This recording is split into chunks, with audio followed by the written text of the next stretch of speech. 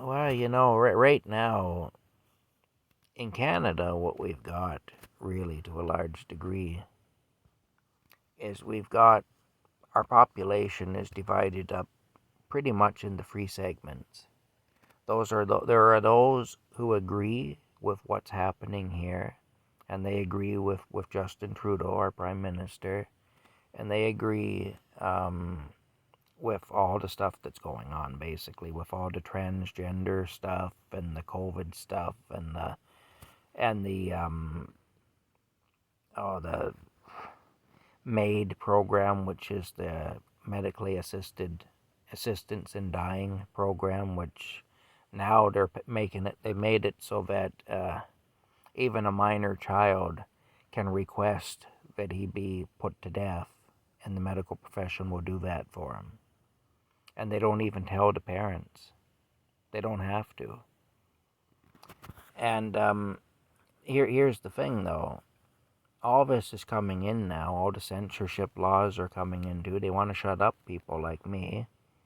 And here's the thing: we got the one segment of society that's in agreement with all that and that thinks it's great. Then we got another segment of society that really isn't in agreement with it. And this is probably far more people than we'd ever really know because they tend not to say very much.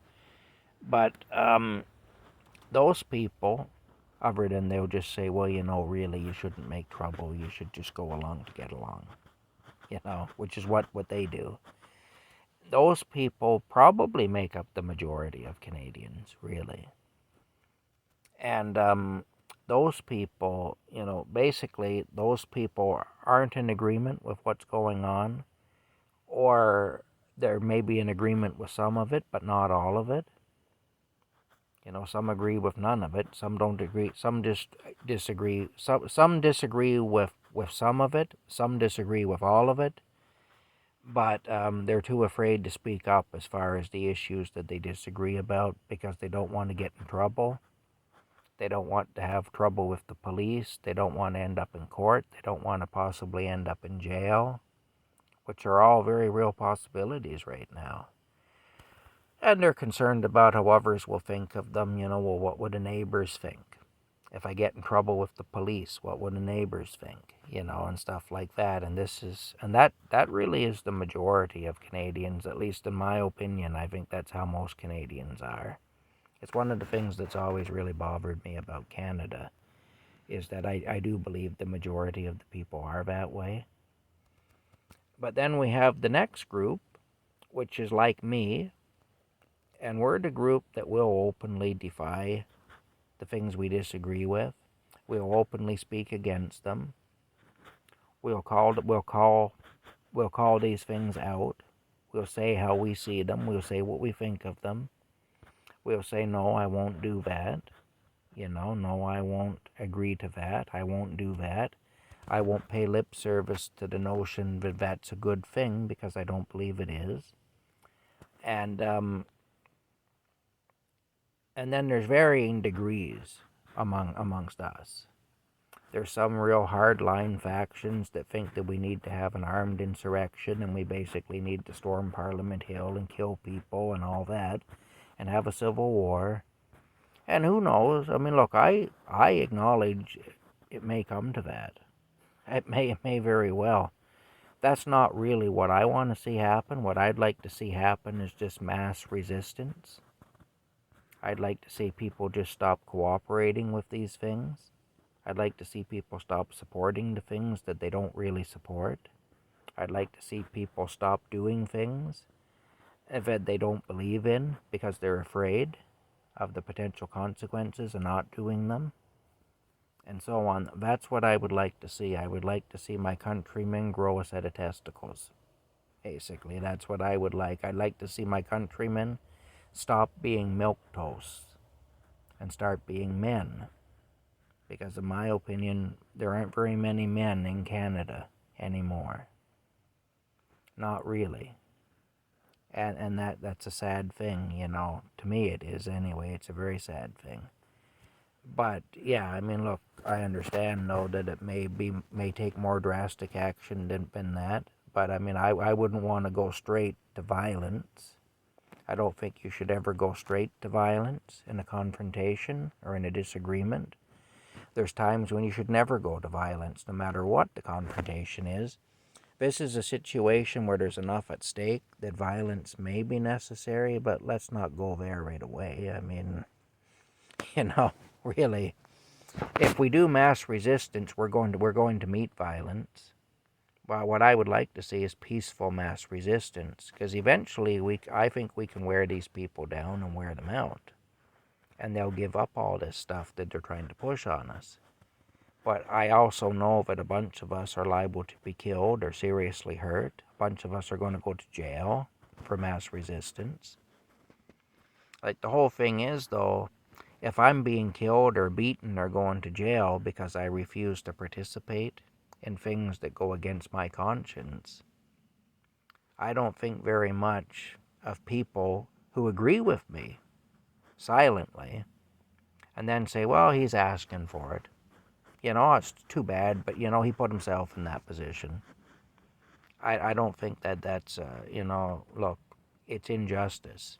I'm aware that taking the stand I'm taking, I'm going to pay a price, and I already have paid a price. I've paid quite a bit for taking the stand I've taken, and I'll pay more, too. I'll pay a lot more. And I'm aware that it may even mean paying with my life at some point, because I believe that in this country we're moving towards an era of concentration camps and executions of dissidents. I do believe we're coming to that. And actually, if you look at the book of Revelation in the Bible, in different parts of the Bible, it says that we're coming to that at some point worldwide. So, and the writing is on the wall anyway, especially in countries like Canada. The writing is really on the wall, and you have to really be blind not to see it. But the thing is, I'm aware that it's predictable. I know full well the potential consequences of my actions. But the thing is, I have to act on my conscience with these things.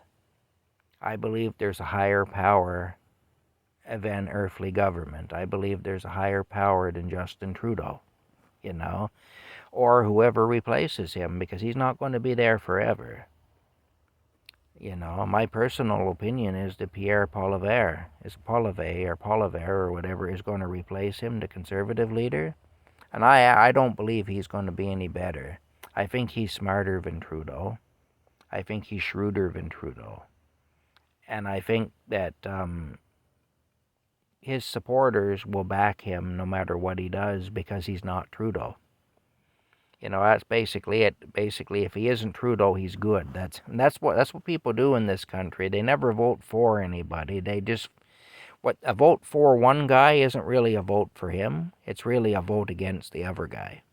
That's how Canadians vote. For those of you from other countries, that's actually how Canadians vote.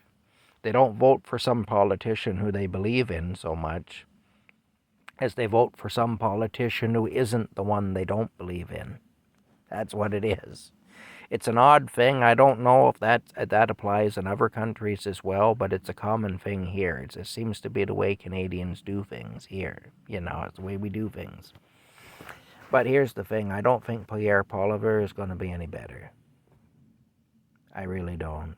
I think he's going to push the World Economic Forum agenda ahead, just like Trudeau's doing, but I think he's going to do it differently. I think he's going to be smarter about it, because he's not a dimwit like Trudeau. Basically, he's not an airhead like Trudeau. And so, in a way, I think he'll be more dangerous than Trudeau. But yeah, look, that's my personal opinion, and I know some will disagree with me, and that's okay. Look, I'll uphold a person in their right to disagree with me. The thing about it is, for the people who are in agreement with all these things the government's doing now, they should bear in mind that the only reason they're being allowed to speak is because they're in agreement with what the authorities are doing. And that should trouble them. That should trouble them, because they're not truly free then.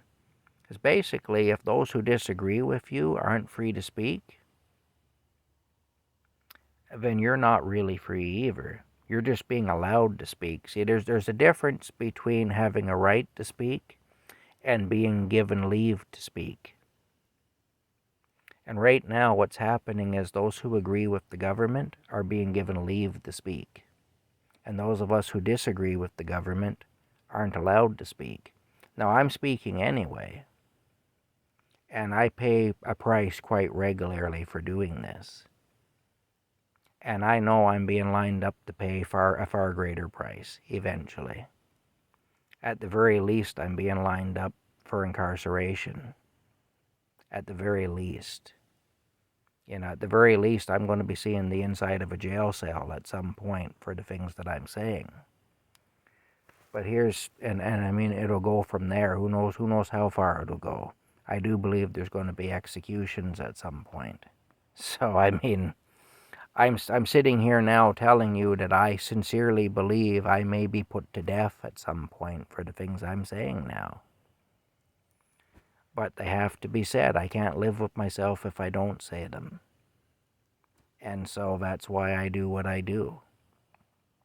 And, we're moving towards now, it's getting closer and closer to the time when they're going to want to make us take the mark of the beast, which is talked about in the Bible. Well, again, you can't take that, because if you do, you're done, for eternity. So, I mean, like people have said to me, well, what will you do? Who would look after Rocky if something happens to you? And I do think about that, But here's the thing. If they come and they order me to take the mark of the beast, I definitely can't do that. And all this other stuff is leading up to that. In my opinion, it is anyway. And that's why I'm doing what I'm doing. That's why I'm doing what I'm doing. And I wish that more people would do it. I wish more people would refuse to obey things that go against their conscience and things that don't make sense to them and so on, But it's unfortunate. Most people are just too frightened. And they say, well, you're going to get into trouble. It's up to you. You want to get into trouble? Go ahead, get into trouble. What they don't understand is it isn't a matter of wanting to get in trouble. I don't want to go to jail. I don't want to get beaten by the police. I don't want to be thrown off social media. I don't want to not be allowed to buy and sell. I don't want to be executed. It's not a matter of wanting these things. It's a matter of knowing that they're entirely likely to happen based on the fact that I'm resisting what I consider evil. I mean, look, the apostles in the Bible, they all knew that by following Jesus, they were going to suffer. And most of them did. All but one of them was executed. And I mean, back then when they executed you, they made a show of it. Because they wanted to scare the crap out of everybody. Say, see what happens? You go against us, look what we do to you. So they did it publicly and they did it brutally.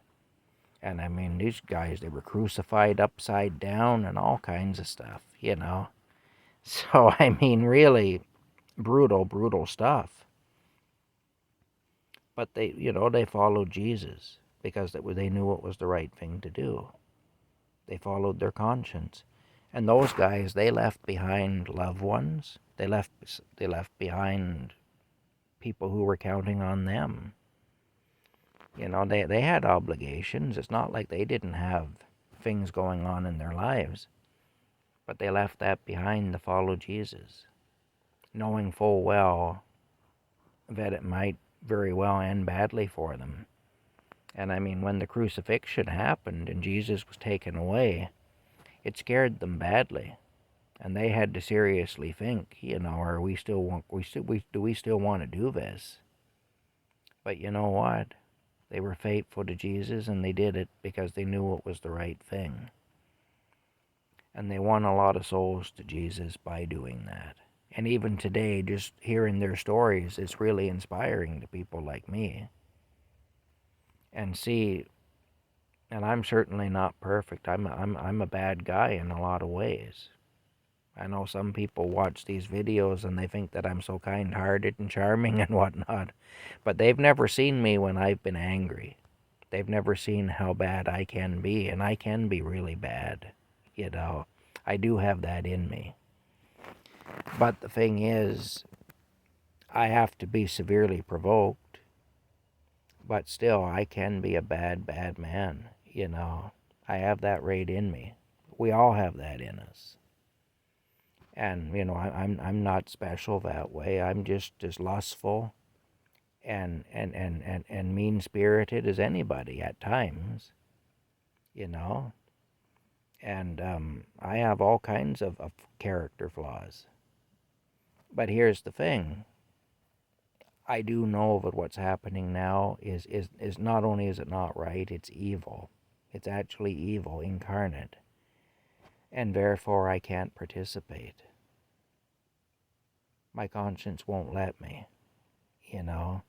To me, I would sooner die on my feet than live on my knees under a tyrant. You know, that's just how it is. I would sooner, and I won't sell my soul so that I can make YouTube videos, or so that I can bank, or so that I can not go to jail, or so that I can not be executed.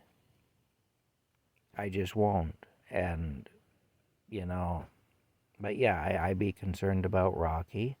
I be concerned about my loved ones. You know, I have human loved ones too. You don't see them on this channel, but I do have them. And I be concerned about them too. But I'm doing what I have to do. I'm doing what I have to do. And I have to trust God to take care of the rest. You know, I do. And who knows, I don't know when. I mean, if it comes to the point where I actually am taken away and forced into some sort of a camp or something, and I do believe that could happen. If it comes to that, I mean, Rocky may be long gone by then. He's already an old cat, you know. But the thing is, I can't live with myself if I don't stay the course and continue to resist these things and continue to actively speak against them.